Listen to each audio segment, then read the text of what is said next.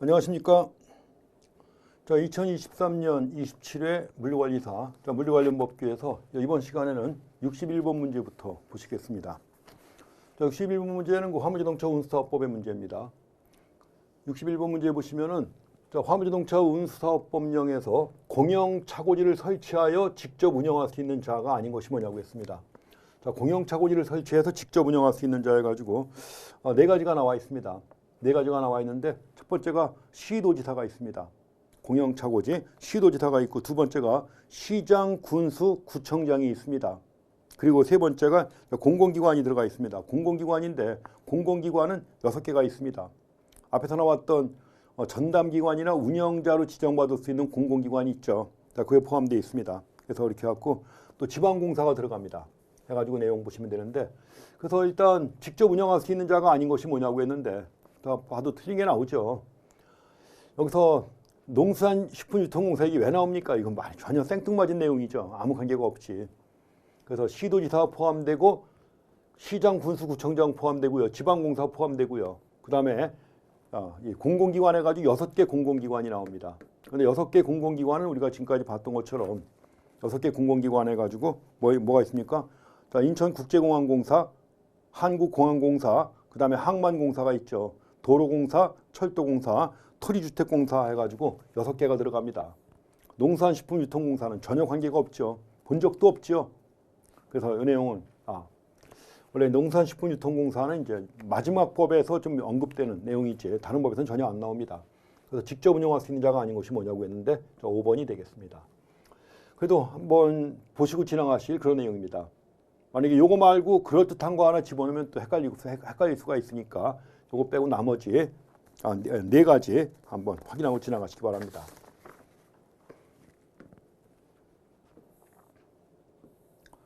다음에 62번 문제 보시겠습니다. 화물자동차 운수사업법령에 나와 있는 사업자단체에 관한 내용이 나와 있습니다. 원래 화물자동차 운수사업법의 경우에는 사업자단체 해가지고 다른 경우에는 협회만 나오잖아요. 협회만 나오는데 여기에서는 협회가 있고 또 뭐가 있죠? 연합회가 있습니다. 연합회가 있고 또 공제사업을 위한 또 공제조합이 있잖아요. 그 세 가지가 있기 때문에 이 법에서는 사업자단체에 관한 내용이 꾸준히 나오고 있습니다. 옳지 않은 것이 뭐냐고 했습니다. 먼저 1번에 운수사업자의 협회 설립이에요. 협회 설립인데 협회 설립은 화물자동차 운송사업, 화물자동차 운송 주선사업 및 화물자동차 운송 가맹사업 세 가지 사업이 있죠. 사업의 종류별로 또는 시도별로 할 수 있다는 겁니다. 종류별로 또는 시도별로 할 수 있다고 하는 건데, 이렇게 바뀐 게 언제냐? 이게 2022년도에 개정된 겁니다. 2022년도에 개정돼 가지고 세 가지 사업에 세 가지 사업이 있습니다. 사업에 종류별로 또는 시도별로 협회를 설립할 수 있습니다. 맞습니다. 1번. 다음에 2번에 협회는 개인 화물자동차 운송사업자의 화물자동차를 갖다 운전하는 사람에 대한 경력증명서 발급에 필요한 사항을 기록 관리하고 운송사업자로부터 경력증명서 발급을 요청받은 경우 경력증명서를 발급해야 한다고 하는 건데, 되게 협회가 이런 걸 대행하죠. 협회가 이 관리청이 해야 되는 건데 관청해야 되는 건데 협회가 이걸 대행합니다. 그렇기 때문에 맞는 얘기인데, 이거는 시행령에 나온 내용이에요. 몰라도 됩니다. 참고로 한번 보시면 되는 그런 내용입니다. 참고로 한번 보시고 맞습니다. 그 다음에 3번에 협회 사업에는 국가나 지방단체로부터 위탁받은 업무가 포함된다고 하는 건데 맞습니다. 근데 이거 처음에는 처음 나온 내용인데 맞습니다. 협회가 하는 사업에 국가나 지방자치단체로부터 위탁받은 업무도 포함됩니다. 맞고요. 그 다음에 5번에 협회라고 되어 있는데 국토부 장관의 허가를 받아서 적재물 배상 공제사업 등을 할 수 있다고 했는데, 적재물 배상 공제사업은 누가 하는 거예요? 연합회가 하는 겁니다. 협회가 아니에요. 5번, 4번은 연합회가 하는 겁니다. 협회들이 모여서 만든 연합회가 하는 거예요. 적재물 배상 공제사업 등을 할 수 있는 것은 연합회가 합니다. 그래서 4번이 잘못된 겁니다.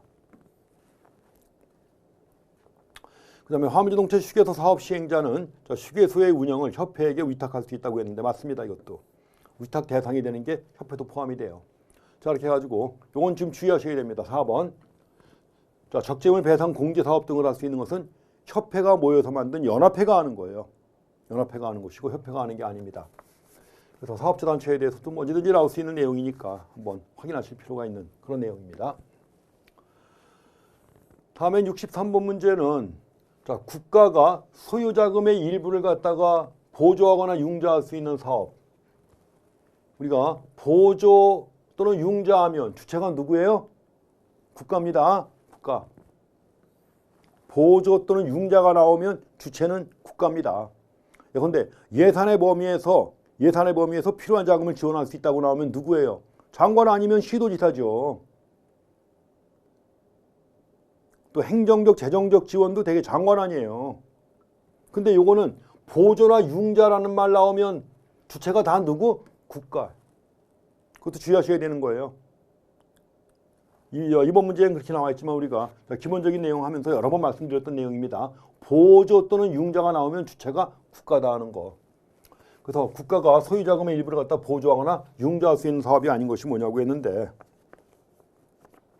낡은 차량의 대체, 화물자동차 휴게소의 건설, 공동차고지물 공영차고지 건설 다 포함됩니다. 근데 운수사업자의 자동차 사고로 인한 손해배상 책임을 보장하는 거 이건 뭐예요? 이건 공제사업 아닙니까? 운수사업자의 자동차 사고로 인한 손해배상 책임을 갖다 보장하는 것은 공제사업에 포함되는 거예요. 재정지원이 아니에요. 소유자금의 일부를 갖다 보조하거나 융자하는 건 재정지원인데 이거는 재정지원이 아니라 공제사업에 해당되는 거 아니에요. 그 재정지원 사항이 아니죠. 이건 당연히. 그래서 이것도 쉽게 파악할 수 있는 그런 내용입니다.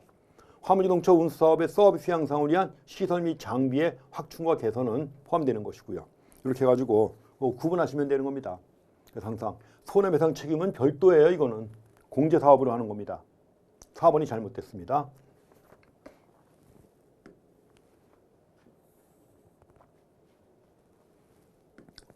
다음에 64번 문제인데 화물자동차 운송 주선 사업에 관한 내용입니다. 운송 주선 사업. 주선 사업이 하는 건 뭐죠? 중개 대리만 하는 겁니다. 항상 주의하실 것은 운송 주선 사업자 화물차 있어요? 없어요? 화물차 없지요. 화물차 없다는 것만 이해하시면 맞을 수 있는 문제가 상당히 많이 나와요. 그래서 운송 주선 사업자는 화물차가 없다는 거 염두에 두시면 됩니다. 1번 운송 주선 사업자는 자기 명의로 다른 사람에게 화물자동차 운송 주선 사업을 경영하게 할 수 있다? 말이 돼요? 명의대여 금지 규정은 어디나 다 적용되는 거예요. 명의대여 금지 규정. 그리고 사업의 경우 많은 경우에는 명의대여 금지 규정을 갖다 위반했죠. 그럼 뭐예요? 반드시 취소예요. 그것도. 그래서 명의대여 금지 규정을 갖다 위반한 경우에는 반드시 취소 사유에 포함되는 겁니다. 말이 안 되는 거죠. 할 수 없습니다. 1번 틀렸고요. 2번 운송 주선 사업자는 화주로부터 중개 또는 대리를 갖다 의뢰받은 화물에 대하여 다른 운송 주선 사업자에게 중개 또는 대리를 갖다 의뢰할 수 있는데 수수료나 그 밖에 대가를 받고 하면 돼야 안 돼요? 안 되는 거예요. 수수료나 그 밖에 대가를 받고 중개 또는 대리를 갖다 의뢰할 수 없습니다. 이건 안 되는 거죠. 그래서 이것도 상식적으로 이게 굉장히 무질서하게 많이 행해지는 건데 안 되는 겁니다. 수수료나 그 밖에 대가를 받고 안 되는 겁니다. 이거는 자, 중개 또는 대리를 갖다 의뢰할 수 있는데 돈 받고 하면 안 되는 거예요. 그래서 이 2번 틀린 거고요. 그 다음에 3번 운송 가맹 사업자의 화물 운송 계약을 중개 대리하는 운송 주선 사업자. 중개 대리하는 운송 주선 사업자가 가맹점으로 가입할 수 있어요? 없어요? 있습니다. 자, 운송 가맹점이 될 수 있습니다. 이거 맞아요. 그래서 운송 가맹 사업자의 화물 운송 계약을 중개 대리하는 운송 주선 사업자가 가맹점으로 가입할 수 있습니다. 그래갖고 하는 일은 중개 대리만 하는 거예요. 가맹점으로 가입한 다음에. 그 다음에 국토부 장관은 운수 종사자의 집단적 화물 운송 거부로, 원래 집단적 화물 운송 거부라고 하면 운수 종사자하고 또 누가 있죠? 운송 사업자가 있죠. 운송 사업자 또는 운수 종사자가 집단적 화물 운송 거부로 국가 경제에 매우 심각한 위기를 초래할 우려가 있다고 인정할 만한 상당한 이유가 있으면 운송 주선 사업자에게 업무 개시를 명할 수 있다. 말이 됩니까? 운송 주선 사업자가 왜 들어가요? 운송 주선 사업자 차이 있어요? 없어요? 없잖아요. 없는데 무슨 집단적 화물 운송을 거부해요. 그래서 집단적 화물 운송을 갖다 거부할 수 있는 것은 운송 사업자나 운수 종사자예요. 근데 이때 운수 종사자가 그랬잖아요. 그러면 누구한테 업무 개시를 명하는 거예요? 운수 종사자에게. 운수 종사자가 이렇게 한 거니까 운수 종사자에게 업무 개시를 명할 수 있는 겁니다. 운송주선 사업자는 차도 없는데 말도 안 되는 거죠. 그 다음에 운송주선 사업자는 공영차고지를 갖다 임대받아 운영할 수 있다. 아, 공영차고지가 뭐가 필요해? 차가 없는데. 주선 사업자에게 차가 필요 없는데 공영차고지가 뭐가 필요합니까? 말도 안 되는 거죠. 그래서 옳은 것은 3번입니다. 뭐 이런 식으로 그냥 터무니없게 나오는 내용들이 꽤 많아요. 그래서 이제 그거 앞뒤 흐름 잘 파악해가지고 찾아내면 법규에서 항상 고득점할 수 있는 겁니다. 자, 손해배상 책임 아주 잘 나오는 거죠. 65번 문제. 자, 멸실, 화물의 멸실, 훼손 또는 인도 지연으로 발생한 운송사업자의 손해배상 책임에 관한 설명을 옳지 않은 게 뭐냐고 했습니다. 자, 손해배상 책임에 관하여 상법 135조를 준용하잖아요. 상법 135조를 준용할 때 화물이 인도기한이 지난 후 1개월 이내에 인도되지 아니하면 화물은 멸실된 것으로 본다. 맞아요? 틀려요? 얼마예요? 3개월이죠. 다른 법에서도 다 마찬가지입니다. 철도사업법이나 다 마찬가지예요. 3개월. 3개월 이내에 인도되지 아니한 경우에는 화물은 멸실된 것으로 보는 거죠. 이게 틀렸습니다. 옳지 않은 거. 아주 쉬운 문제예요. 여러 번 나왔던 겁니다. 자, 국토부 장관은 화주가 요청하면 운송사업자의 손해배상 책임에 관한 분쟁을 조정할 수도 있다. 맞습니다. 조정할 수도 있다. 그리고 국토부 장관은 화주가 분쟁 조정을 요청했다. 지체 없이라고 하는 것도 주의하셔야 돼요. 화주가 분쟁 조정을 요청하면 지체 없이 그 사실을 확인하고 손해형을 조사한 다음에 조정안을 작성하죠. 조정안을 작성하고 조정안을 갖다 작성한 다음에 쌍방에 제시하는 거예요. 쌍방이 수락했다. 그러면은 뭐예요? 조정안과 동일한 합의가 성립된 것으로 보는 겁니다. 자, 국토부 장관은 소비자기본법에 따라 등록한 소비자단체에 위탁할 수 있습니다. 분쟁 조정 업무를 소비자단체에 위탁할 수 있어요. 자, 이런 내용들도 자주 나오는 내용입니다. 특히 그 3개월은 뭐 굉장히 많이 나왔던 거예요. 잘 확인하시기 바랍니다. 65번.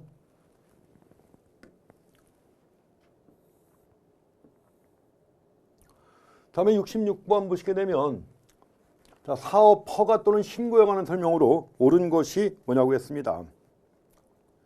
옳은 것 찾는 문제입니다. 1번에 사업자, 운송사업자는 원래 우리가 화물자동차 운송사업, 운송주선사업, 운송가맹사업이 있습니다. 근데 그 중에서 운송사업과 운송가맹사업은 화물차가 있잖아요. 화물차가 있기 때문에 허가를 갖다 받고 허가받은 사항을 변경하려면 뭐래요? 변경 허가를 받습니다. 변경 허가를 받고 경미한 사항을 변경할 때는 뭐예요? 신고합니다. 경미한 사항일 때 신고. 그리고 운송주선사업은 뭐예요? 운송주선사업은 허가를 받고 허가받은 사업을 변경하려면 그냥 신고하면 되는 거예요. 이거 항상 여러 번 정리해 드린 겁니다. 자, 운송사업과 운송가맹사업은 허가를 받고 허가받은 사항을 변경하려면 변경허가. 경미한 사항을 변경하는 경우에는 신고하면 됩니다. 그리고 운송주선사업은 허가를 받고 허가받은 사항을 변경할 때는 그냥 신고하면 되는 거예요. 이거 잘 구분하시면 이 문제도 그것만 알면 되는 문제예요. 여기서 관할관청의 행정구역 내에서 주사무소 이전하는 거예요. 경미한 사항이죠. 이거는 행정구역 내에서 주사무소 이전하는 건 경미한 사항입니다. 그럼 어떻게 하면 돼요? 국토부 장관의 변경허가가 아니라 이건 뭐예요? 신고하면 되는 겁니다. 신고. 그 다음에 이번에 운송사업자는 허가받은 날로부터 5년마다 허가기준에 관한 사항을 신고해야 합니다. 맞습니다. 5년마다 허가기준을 계속 유지하는지 신고해야 되는 거예요. 맞습니다. 자, 3번에 국토부 장관은 운송사업자가 사업 정지 처분을 받았어요. 근데 주사무소로 갖다 이전하는 변경허가 할 수 있어요? 없습니다. 안 됩니다. 사업 정지 처분을 갖다 받은 경우에는 뭐예요? 주사무소로 갖다 이전하는 변경허가를 하여서는 아니 된다 이렇게 나와 있어요. 아, 근데 이거 페널티 받았는데 주사무소 이전하는 변경허가 그것도 페널티인데 이건 베네핏인데 주면 안 되죠, 당연히. 허가를 하여서는 아니 된답니다. 자, 4번 운송주선사업자가 허가사항을 변경한다. 어떻게 하면 된다고 그랬죠? 허가사항을 변경할 때 신고죠. 변경허가 없어요. 운송주선사업자에게는 변경허가 없습니다. 허가사항 변경하려면 신고하면 되는 거예요. 그 다음에 운송가맹사업자가 화물취급소를 설치하거나 폐지하려면 국토부 장관의 변경허가라고 했는데 경미한 사항입니다. 화물취급소의 설치나 폐지는 경미한 사항이에요. 그러니까 뭐예요? 자, 신고하면 되는 겁니다. 신고한다. 변경허가 아니라 신고하면 되는 겁니다. 자, 이렇게 해서 요 관련된 내용들 이렇게 해가지고 자, 운송사업자, 운송주선사업자, 허가, 변경허가, 경미한 사항 신고, 운송가맹사업자, 운송주선사업자는 허가, 신고. 잘 구분해서 확인하시기 바랍니다.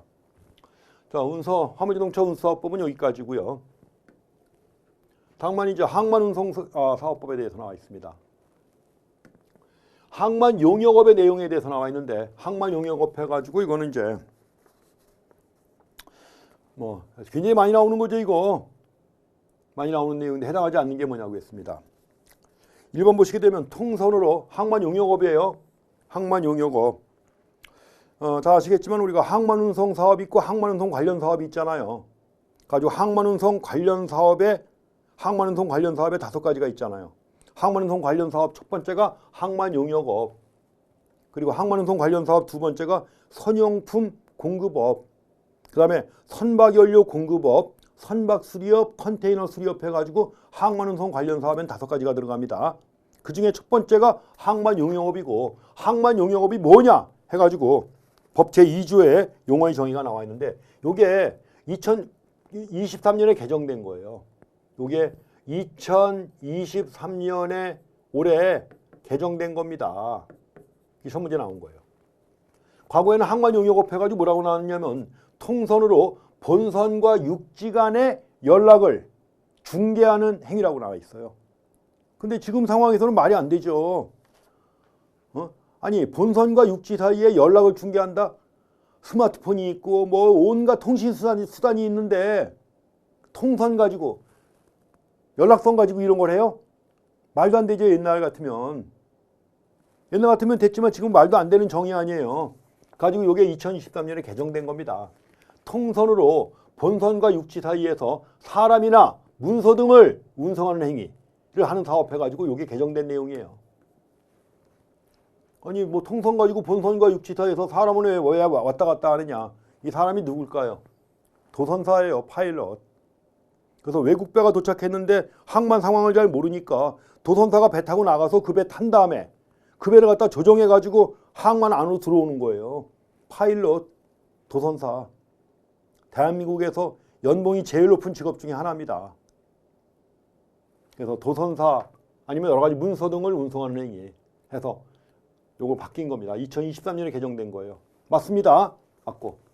다음에 이번에 본선을 경비하는 행위나 본선의 이안 및 접안을 보조하기 위하여 줄잡이 역무 라이닝 줄잡이 역무를 제공하는 행위라는 사업도 항만용역에 포함됩니다. 선박의 청소 포함되는데 유창 청소는 제외합니다. 여러 번 시험에 나왔던 거죠. 유창 청소를 제외한 선박의 청소, 오물 제거, 소독, 폐기물의 수집, 운반, 화물 고정, 7 등을 행위를 하는 사업이 용역에 포함되는 것이고, 자, 선박의 음료, 식품, 소모품, 밧줄, 수리용 예비 부분품 및 부속품, 집기, 그 밖에 이와 유사한 선용품을 공급하는 행위라는 사업이라고 되어 있는데 맞나요? 이거는 뭐예요? 이거는 항만용역업이 아니라 선용품 공급업에 포함됩니다. 선용품 공급업의 정의예요. 틀렸습니다. 선용품 공급업. 아까 얘기했지만 항만운송 관련 사업의 첫 번째가 항만용역업, 두 번째 선용품 공급업이에요. 그러니까 선용품 공급업은 선박에 음료, 식품 등등 이걸 공급하는 행위를 하는 사업이 선용품 공급업. 4번이 틀렸습니다. 5번 선박에서 사용하는 맑은 물을 공급하는 행위를 하는 사업은 항만용역업에 포함돼요. 이거는 용역업에 포함돼요. 맑은 물을 공급하는 행위를 하는 사업은 여기 포함돼요. 이건 항만용역업, 선용품 공급업이고요.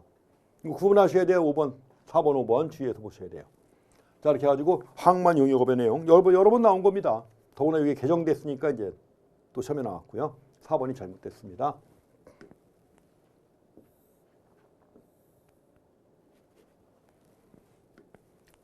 다음에 68번 문제는 처음 나온 겁니다. 처음 나온 건데 안 보셔도 돼요. 왜냐면 내용이 다 시행규칙 내용입니다. 요거 1번, 2번 다 시행규칙 내용이에요. 1번, 2번 뒤에 나온다. 다 시행규칙에 관련된 내용이기 때문에 그 처음 나온 겁니다. 그래서 1번, 2번은 시행규칙 내용인데 뭐 그냥 볼 거 없습니다. 설명을 옳지 않은 것이 뭐냐고 했는데 맞습니다. 이거는 항만 하역 사업을 하려면 등록을 해야 되는 건데 등록을 하려면 등록 신청서 내는 건 다 아시죠. 근데 등록 신청서를 내면서 첨부해야 하는 사업계획서예요. 그러니까 첨부해야 하는 사업계획에 사업에 제공될 수면 목재 저장소의 수, 위치 및 면적 다 포함되어야 합니다. 항만 운송사업이에요. 운송사업에 등록을 신청하는 자가 법인인 경우에는 등록 신청서에 정관을 첨부해야 합니다.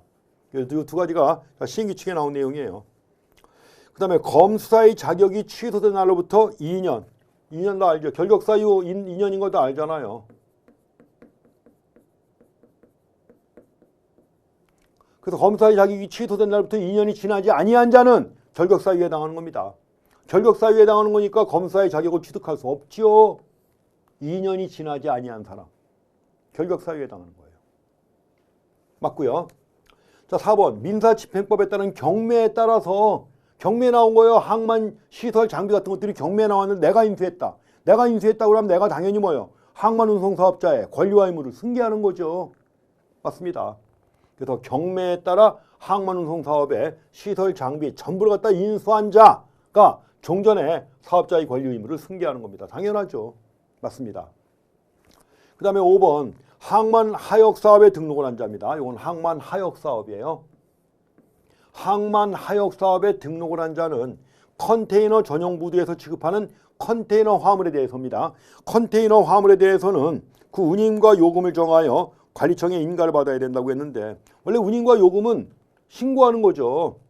운임과 요금은 신고하는 거예요. 근데 다른 경우에는 다 신고했지만 항만 운송사업법에서는 관리청의 인가를 받아야 되는 거예요. 운임과 요금은 관리청의 인가를 받아야 되는데 일반적인 경우 운임과 요금은 관리청의 인가를 받아야 되는데 컨테이너 전용 부두에서 취급하는 컨테이너 화물에 대해서는 뭐예요? 이거는 신고하면 되는 거예요. 요거는. 그래서 이걸 제외한 나머지의 경우에는 관리청의 인가를 받아야 되는 건데 컨테이너 전용 부두에서 취급하는 컨테이너 화물에 대해서는 신고만 하면 되는 겁니다. 이게 아니에요. 그래서 5번이 잘못된 내용입니다. 요거 좀 구분하셔야 돼요. 그리고 대개 우리가 다른 경우에는 다른 법에서는 운임과 요금을 정해서 철도 사업도 마찬가지예요. 철도 사업의 경우에도 운임과 요금을 정해서 신고하면 되는 거 아니에요. 근데 항만 운송 사업에서는 운임과 요금을 정해서 관리청의 인가를 받아야 돼요. 인가를 받아야 되는 거지만 컨테이너 전용 부두에서 취급하는 컨테이너 화물은 뭐예요? 신고만 하면 되는 겁니다. 요거 구분해 주시면 돼요. 그래서 요거 시험 문제 여러 번 나왔던 내용이죠, 이게. 그렇게 해서 차이점 한번 확인하시기 바랍니다. 자, 부두 운영회사도 뭐 시험 문제 그동안 거의 안 나왔던 내용입니다. 이게 이제 최근에 근래 법에 포함된 내용인데, 자, 부두 운영회사 앞에서 68번도 거의 뭐 처음 나오다시피 한 그런 내용이나 마찬가지죠. 시행규칙 내용이고 한 번도 안 나왔던 거예요. 물론 이제 마지막 문항 틀린 거 그건 중요하지만 나머지는 그렇습니다. 마찬가지로 부두 운영회사의 운영 관련된 내용도 뭐 별로 중요한 내용은 없어요. 이것도 참고로 한번 보시면 되는 내용입니다. 옳은 것이 뭐냐고 했는데 옳은 것은 1번입니다. 항만시설 운영자 등은 항만시설 등의 효율적인 사용 운영 등을 위하여 필요하다고 인정하는 경우에는 부두 운영회사 선정계획에 공고 없이 그냥 원래 부두 운영회사를 선정하려면 선정계획을 공고한 다음에 선정을 해야 되는 거예요. 근데 효율적인 사용 및 운영 등을 위하여 필요하다고 인정하는 경우에는 선정계획에 공고 없이 부두 운영계약을 체결할 수 있습니다. 체결할 수 있다. 이거 맞아요. 이거 처음 나온 내용인데 맞습니다. 참고로 보시면 되는 그런 내용입니다. 다음에 2번 부두 운영회사의 금지 행위 위반 시 책임에 관한 사항인데 계약에 포함되어야 할까 안 될까요? 당연히 계약에 포함돼야 되겠죠. 이런 것들은 상식적으로 봐도 금지 행위를 갖다 위반했을 때 책임에 관한 사항 당연히 계약에 포함돼야 되는 거 아니에요. 상식적으로 판단해도 그렇죠. 틀렸습니다. 그 다음에 3번 부두 운영회사가 부두 운영 계약 기간을 갖다 연장하려는 경우에는 그 계약 기간이 만료되기 3개월이 아니라 6개월 전까지입니다. 6개월 전까지 부두 운영 계약의 갱신을 신청해야 합니다. 시행규칙 내용입니다. 그것도 참고로 보세요. 그 다음에 화물 누치 또는 투자 계획을 이행하지 못한 부두 운영회사에 대하여 부과하는 위약금이 있는데 위약금은 분기별이 아니라 연도별로 합산 운영하는 겁니다. 원래 부두 운영회사 해가지고 투자 계획이나 화물 유치 계획만큼 이행하지 못한 경우에는 위약금을 내야 돼요. 위약금을 갖다 부과해가지고 내야 되는 건데 분기별이 아니라 연도별로 합산한다는 거. 처음 나온 얘기입니다. 물론 그것도 참고로 한번 보시고요. 그 다음에 5번은 법에 나온 내용이긴 한데 시험 문제 거의 안 나왔던 거예요. 항만운송사업법에서 정한 것 외에 법에 정한 것 외에 부두 운영회사의 항만시설 사용에 대해서는 국유재산법 또는 지방재정법에 따른다고 했는데 생뚱맞은 얘기입니다. 항만법 또는 항만공사법이에요. 요거는 항만법 또는 항만공사법에 따른다고 되어 있습니다. 항만법 또는 항만공사법에 따른다 이거예요. 자, 이렇게 해가지고 요거 법에 나온 얘기고 나머지는 시행규칙 내용이고 한데 시행규칙 내용은 참고로 보시면 돼요. 거의 안 나올 가능성이 거의 없습니다. 자, 1번도 그렇고요. 5번 하나 좀 참고로 봐주시면 되는데 이것도 내용 자체가 그렇기 때문에 거의 안 나왔던 내용입니다. 어쨌든 간에 옳은 것은 1번이고 자, 69번 문제도 참고로 가볍게 한번 보고 지나가시면 되는 그런 내용이 되겠습니다. 다음에 70번 이제 유통산업발전법에 대한 내용입니다. 용어의 정의는 워낙 잘 나오는 거 다 아시죠? 그래서 유통산업발전법의 경우에도 용어가 여러 개가 나열돼가지고 용어의 정의 시험에 잘 나옵니다. 용어의 정의에 대한 설명을 옳지 않은 게 뭐냐고 했습니다. 1번 임시시장이란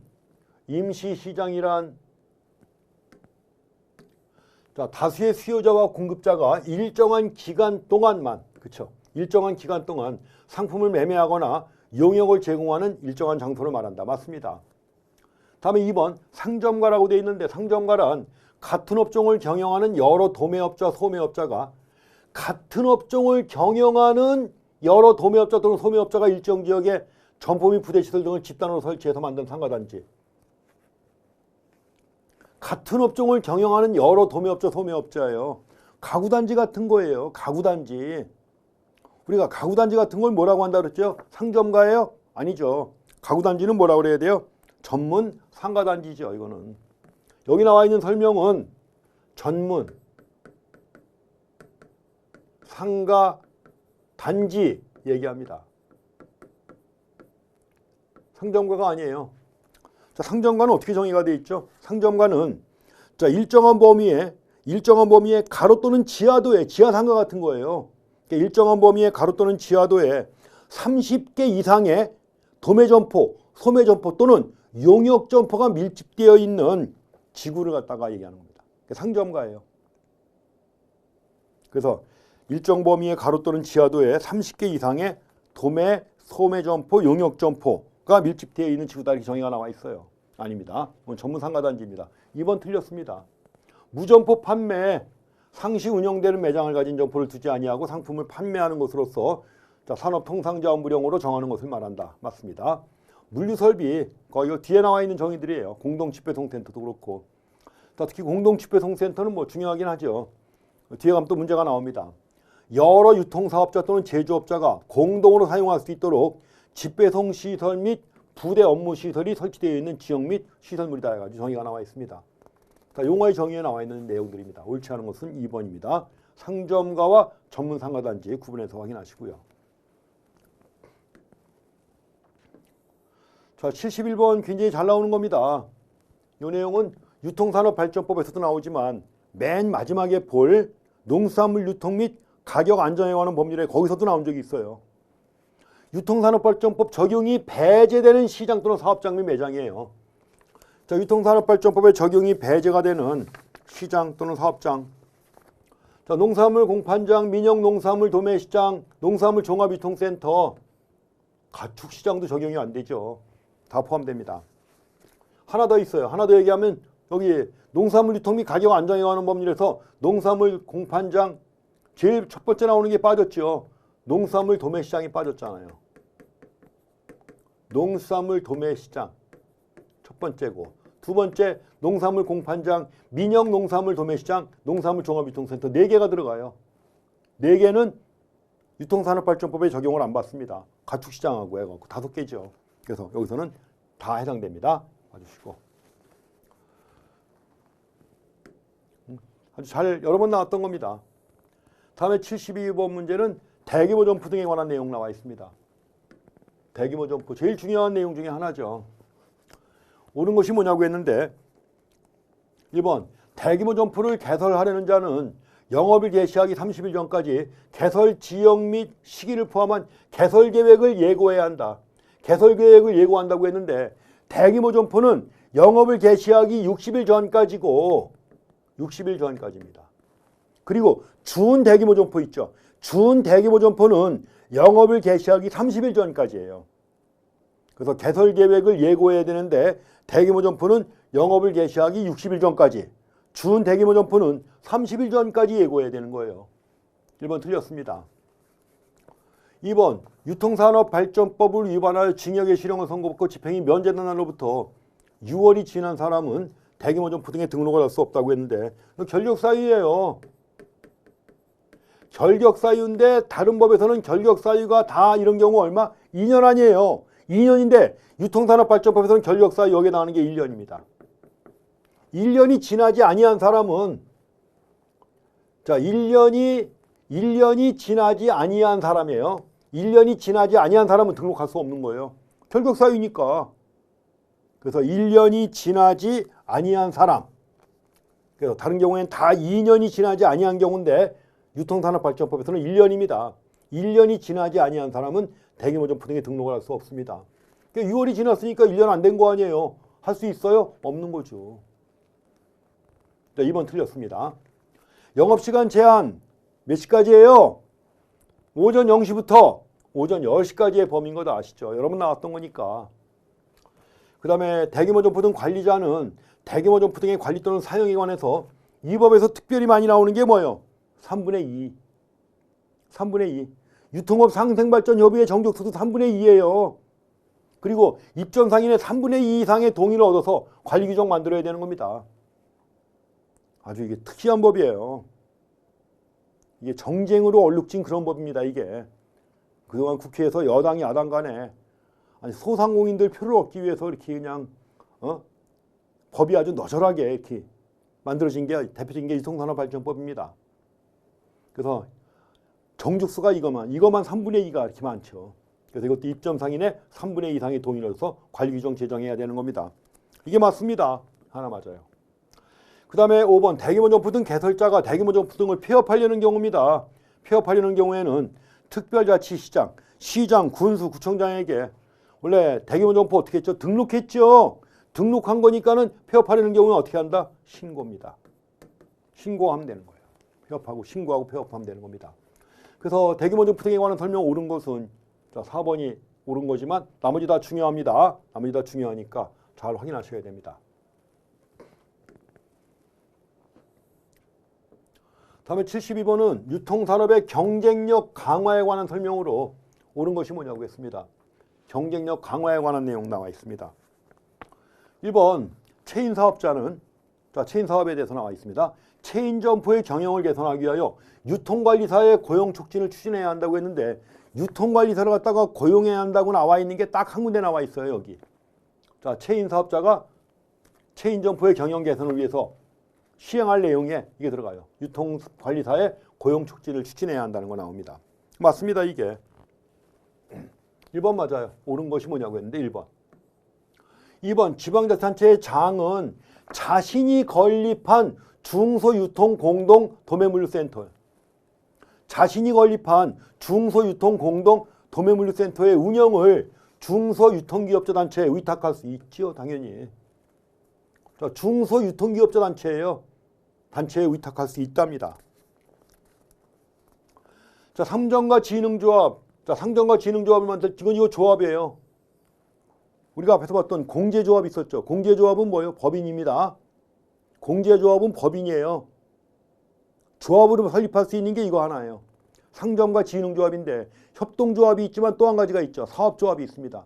협동조합 또는 사업조합으로 설립할 수 있습니다. 그래서 상점과 진흥조합은 협동조합 또는 사업조합으로 설립할 수 있습니다. 설립해야 하고 사업조합의 형식은 설립할 수 없다고 했는데 잘못된 겁니다. 이렇게 해도 되고 이렇게 해도 되고 둘 다 돼요. 오케이. 그래서 상점과 진흥조합은 협동조합 또는 사업조합의 형식으로 설립할 수 있는 겁니다. 다음에 4번. 자, 지방자치단체의 장이 상점과 진흥조합의 조합원의 판매 촉진을 위한 공동사업을 하는 경우 필요한 자금을 지원할 수 있습니다. 상점과 진흥조합이에요. 상점과 진흥조합의 조합원의 판매 촉진을 위한 공동사업을 하는 경우 필요한 자금을 지원할 수 있습니다. 물론 여기서도 앞에 들어갈 말이 예산의 범위에서, 장이니까 예산이 있잖아요. 예산의 범위에서 필요한 자금을 지원할 수 있다 이렇게 나와 있습니다. 자, 상점과 진흥조합의 구역, 다른 상점과 진흥조합의 구역과 중복되면 돼야 안 돼요? 안 되는 겁니다. 5분의 1 이런 것도 없어요. 아예 중복되는 거 아니에요. 중복되어 지정할 수 없습니다. 5분의 1 이하 이런 거 없고 아예 중복할 수 없는 거예요.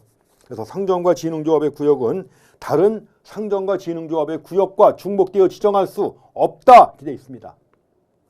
그래서 다 틀렸고 틀린 것도 정확히 좀 알고 지나가셔야 됩니다. 정답은 1번입니다. 내용 다 중요한 내용이에요.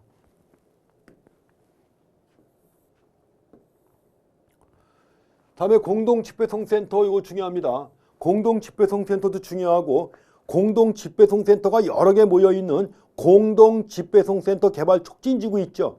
10만 제곱미터 이상 공동집배송센터 개발 촉진지구도 매우 중요합니다. 두 가지 다 중요해요. 공동집배송센터 관련돼서 나와 있는데 1번 산업통상자원부 장관입니다. 유통산업발전법 주무장관, 산업통상자원부 장관이죠. 자, 산업부 장관은 공동집배송센터를 지정하거나 변경 지정하려면 미리 관계 중앙행정기관의 장과 협의해야 합니다. 맞습니다. 지정할 때도 그렇고 변경 지정할 때도 그렇고 관계 중앙행정기관의 장과 협의해야 합니다. 맞습니다. 맞고. 자, 공동집배송센터도 이것도 신탁개발로 할 수 있다고 그랬죠. 신탁개발할 수 있습니다. 그래서 공동집배송센터 사업자가 신탁계약을 체결해가지고 공동집배송센터를 갖다 신탁개발하는 경우 신탁개발하는 경우에는 계약을 체결한 다음에 토지의 소유권이라든가 이런 거 전부 다 넘겨주는 거예요. 신탁사업자에게. 그럼 신탁사업자가 이제 알아서 사업을 수행한 다음에 나중에 이제 이익도 돌려주고 하는 거죠. 그 신탁개발하는 경우 신탁계약을 체결한 신탁업자는 공동집배송센터 사업자 지위를 승계하는 겁니다. 신탁사업자가 지위를 승계하는 거예요. 신탁계약에 기초해가지고. 그래서 신탁이라는 게 이런 것이다 하는 거 항상 주의하셔야 됩니다. 제가 수업 진행할 때 예까지 두 군데 나왔었잖아요. 그 예까지 들어가면서 말씀드렸는데 일단 토지의 소유권까지 다 넘겨줘요. 신탁사업자에게. 근데 당연히 사업자의 지위도 그대로 넘겨주는 거니까 승계하는 거죠. 자, 그래서 공동집배송센터는 부지 면적이 얼마래야 돼요? 3만 제곱미터 이상인데 3만 제곱미터 이상인데 공업지역이나 상업지역의 경우에는 얼마? 2만 제곱미터 이상입니다. 그래서 원래 3만 제곱미터 이상인데 공업지역이나 상업지역의 경우에는 3만 제곱미터, 2만 제곱미터 이상이에요. 맞습니다. 2만 제곱미터 이상. 3만 제곱미터인데 공업지역과 상업지역은 2만 제곱미터. 그리고 집배송 시설 면적은 1만 제곱미터 이상이 돼야 돼요. 인 지역 및 시설물은 공동 집배송센터로 지정할 수 있습니다.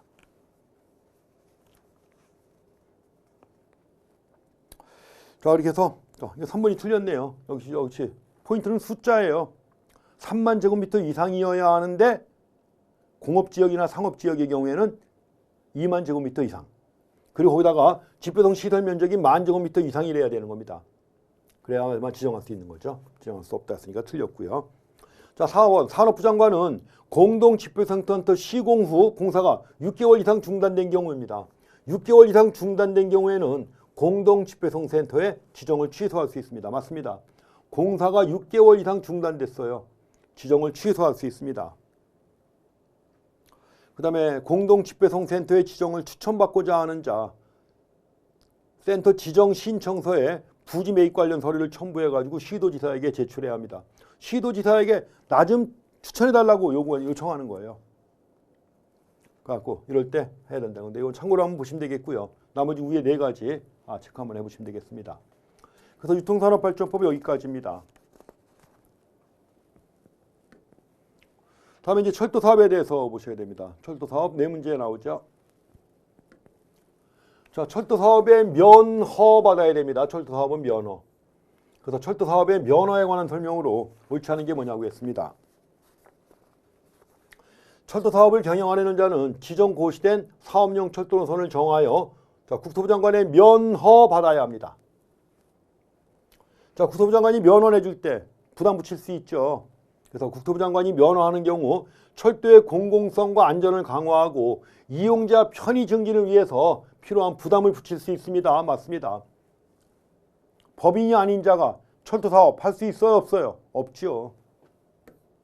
자, 법인이 아닌 자는 철도 사업의 면허를 받을 수 없습니다. 그래서 법인이 아닌 자, 원래 이렇게 나와요. 철도 사업의 면허를 받을 수 있는 자는 법인으로 한다 이렇게 나와 있습니다. 그러니까 법인이 아닌 자는 철도 사업의 면허 받을 수 없습니다. 규모가 엄청 큰 거 아니에요. 자산만 해도 몇 조 원, 몇십 조 원씩 되는 건데 어떻게 법인이 아닌 개인이 할 수 있겠습니까? 말도 안 되죠. 다음에는 철도 사업의 면허를 받기 위해서는 사업계획서를 냅니다. 철도 사업은 사업계획서, 전용 철도는 운영계획서를 내요. 전용 철도는 운영계획서, 철도 사업은 사업계획서예요. 그 사업계획서에 사용할 철도 차량의 대수, 형식 및 확보 계획이 포함되어야 합니다. 자, 신청자가 해당 사업을 수행할 수 있는 재정적 능력이 있어야 한다는 거 면허 기준에 아주 중요한 조건이죠. 수조 원, 수십조 원의 자산이 요구되는 그런 사업인데 당연히 재정적 능력을 갖다가 아주 필수적으로 봐야죠. 그래서 사업을 수행할 수 있는 재정적 능력이 있어야 한다는 것은 면허 기준에 포함됩니다. 맞습니다. 다음에 76번은 전용철도 등록사항의 경미한 변경에 해당하지 않는 거 뭐냐고 했습니다. 야, 경미한 변경 다 알잖아요. 10분의 2예요? 10분의 1이죠. 10분의 1의 범위 안에 있을 때 경미한 거죠. 경미한 변경, 운행시간을 단축하거나 연장한 경우, 배차 간격을 단축하거나 연장한 경우 다 경미한, 전용철도예요. 전용철도이기 때문에 운행시간, 배차 간격 별로 중요한 거 아니에요. 그래서 운행시간을 단축 또는 연장한 경우, 배차 간격을 단축 또는 연장한 경우, 차량 대수를 10분의 1의 범위 안에서 변경한 경우, 전용철도를 갖다 운영하는 법인의 임원을 변경한 것도 경미한 사항입니다. 전용철도 건설 기간을 6월의 범위 안에서 조정한 경우도 경미한 사항이에요. 그래서 10분의 1인 거, 경미한 변경 10분의 1인 거 여러 번 봤기 때문에 다 아실 겁니다. 쉽게 알 수 있는 그런 내용이죠.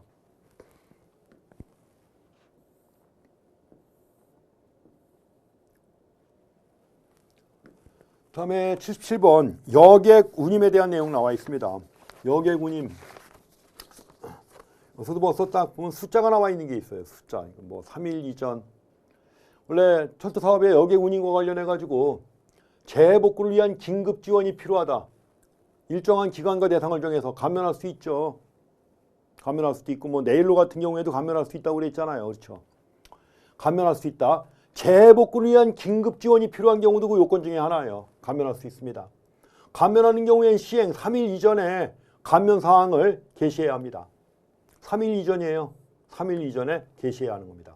원래 여객 운임과 요금을 정해가지고 고시할 때는 7일 이내예요. 7일 이내인데 이거는 감면 아니에요. 감면. 감면하는 경우엔 3일 이전에 하면 돼요. 자, 이제 중요한 거 이겁니다. 여러 번 나왔던 거죠.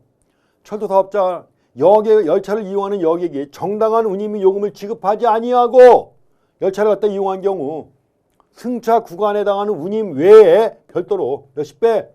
30배죠. 자, 30배의 부가 운임을 징수할 수 있습니다. 화물의 경우에는 얼마? 5배의 범위죠. 30배, 5배. 이거 워낙 잘 나오는 거 아닙니까? 옳지 않은 거 3번입니다. 아주 쉬운 문제죠.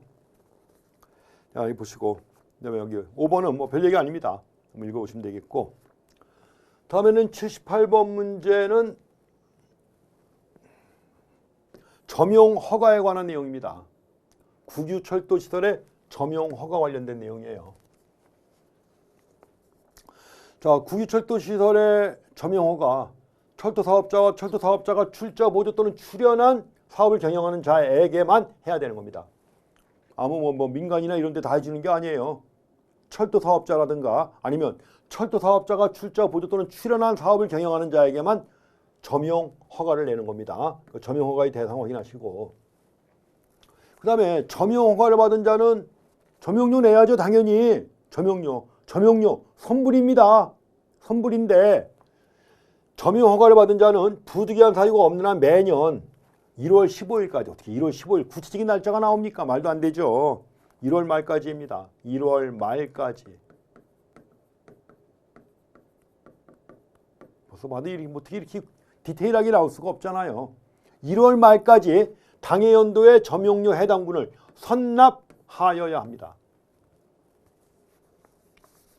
그 다음에 국유철도의 점용 허가로 인하여 발생한 권리와 의무를 갖다 이전하려는 경우, 그러니까 국토부 장관의 인가를 받아야 됩니다. 그 다음에 점용 허가를 받은 자가 공공주택 특별법에 따른 공공주택을 건설하기 위해서 점용 허가 받는 경우 있죠. 감면할 수 있습니다. 점용료를 감면할 수 있는 사유에 포함되는 거예요. 그 다음에 5번에 원래 원상회복을 해야 되는 거죠. 원상회복을 해야 되는 건데 원상회복 의무를 갖다 면제하는 경우가 있잖아요. 그래서 국토부 장관은 점용 허가 기간이 만료된 철도 재산의 원상회복 의무를 갖다가 면제하는 경우에 해당 철도 재산에 설치된 시설물 등의 무상 국가 귀속을 조건으로 할 수 있다는 거 맞습니다. 무상 국가 귀속을 조건으로 해가지고 원상회복 의무를 갖다 면제해 주는 거예요. 국가에 귀속할 거니까 원상회복 안 해도 된다는 얘기죠. 이걸 조건으로 할 수 있습니다. 맞습니다. 다 시험에 나왔던 내용들이에요. 요거 1월 말까지라고 하는 것도 처음에 나왔던 건데 이게 잘못됐고요. 그래서 철도사업법 이렇게 한번 보시면 되겠고, 다음 문제 두 문제 나오는 마지막 법. 자, 여기서는 첫 번째 나오는 게 민영 도매시장에 대해서 나와 있습니다. 그러니까 민영 도매시장에 대한 설명으로 옳은 것이 뭐냐고 했습니다. 그냥 하나만 참고로 한번 확인하시면 됩니다. 사실 이 문제 또 나온다. 거의 불가능해요. 여기 나와 있는 내용 자체가 또 나온다. 불가능합니다. 왜냐면 이제 내기 어려운 내용들이에요. 어쨌든 간에 1번 보시게 되면 민간인 등이 광역시 지역에, 원래 민영도매시장인데 민영도매시장은 어디다 내는 거예요? 민영도매시장은 특별시, 광역시, 특별자치시, 특별자치도 또는 시 지역에다가 내는 거예요. 특별시, 광역시, 특별자치시, 특별자치도 또는 시 지역에 민영도매시장을 개설할 수 있는 거예요. 근데 여기서는 광역시 지역에다 개설했다. 광역시 지역에 개설해야 돼요. 민간인들이 개설하려고 하는 겁니다. 근데 광역시에다 개설하는데 웬 농림부 장관이 허가를 받아야 돼? 말도 안 되는 거죠.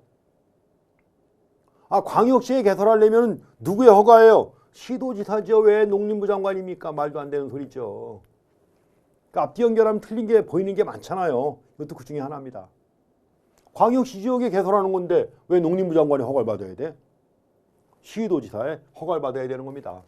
1번 틀렸죠. 다음에 2번에 민영도매시장 개설허가 신청에 대하여 시도지사가 한다고 나와있네. 2번 읽어보면 1번 틀린 거 딱 보이죠 벌써. 그쵸? 2번 읽어보면 1번 틀린 거 나오잖아요. 그래서 민영도매시장 개설허가 신청에 대하여 시도지사가 허가처리 지연 사유를 통보해야 돼요. 허가처리가 지연되는 사유를 갖다 통보해야 되는데 허가처리 기간을 10일 범위에서 한 번만 연장할 수 있다 했는데 이게 맞는 겁니다. 맞는 건데 10일 범위에서 한 번만 연장할 수 있다고 돼 있는 거. 요게 나온 건데 28회 시험에 절대 안 나옵니다. 절대 안 나오니까 그냥 무시하고 지나가셔도 괜찮아요. 28회 시험 준비하시는 분들은 그냥 또 29회도 안 나와요. 나올 만한 내용이 아닙니다. 근데 한번 나온 거예요. 어쩌다가. 그래서 2번 잘못됐습니다. 2번이 맞는 거예요. 자, 허가 처리 기간을 10일의 범위에서 한 번만 연장할 수 있습니다. 다음에 이번에 시도지사가 민영도매시장 개설 허가 처리 기간에 허가 여부를 통보하지 아니하면 어떻게 되느냐? 허가 처리 기간의 마지막 허가 처리 기간이 지난 다음 날이에요. 허가 처리 기간이 지난 다음 날 허가를 갖다 한 것으로 본다는 겁니다. 해가지고 이 내용도 거의 안 봐도 돼요. 안 봐도 되고. 그 다음에 민영도매시장 개설자는 시장 도메인을 두어 민영도매시장을 운영하게 할 수 없다고 했는데, 자, 민영도매시장에도 시장 도메인 두어가지고 민영도매시장 운영하게 할 수 있습니다. 그 민영도매시장의 중도메인이고 시장도메인이고 중도메인인데, 중도메인은 해당 민영도매시장을 관할하는 자, 시도지사가 지정한다고 되어 있습니다. 지정한다고 되어 있는데 시도지사가 아니라 개설자예요. 개설자. 도매시장 개설자가 지정하는 거예요. 그래서 중도매는 개설자가, 또 개설자 아니에요. 이것도 민영도매시장의 개설자가 시장도매인을 두어가지고 운영하게 할 수 있는 것이고, 중도매인도 개설자가 지정하는 거예요. 틀렸습니다. 해가지고 이렇게 해서 나온 내용인데, 요 4번, 5번은 뭐 일반적인 내용이고 그동안 나왔던 겁니다. 나왔던 것이고, 3번은 뭐 신경 쓸 내용 없고, 2번도 또 나올 가능성 거의 없고, 답은 2번인데 이렇게 해서 한번 체크해 보시면 되겠습니다.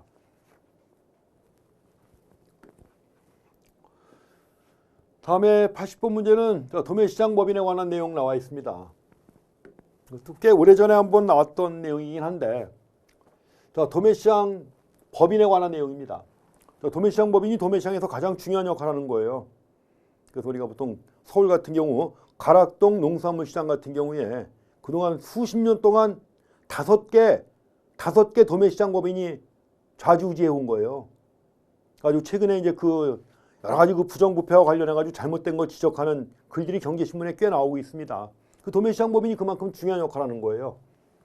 그 도매시장 개설자는 도매시장의 그 시설 규모, 거래액 등을 고려하여 적정 수의 도매시장 법인, 시장 도매인 또는 중도매인을 두어서 이를 운영하게 하여야 한답니다.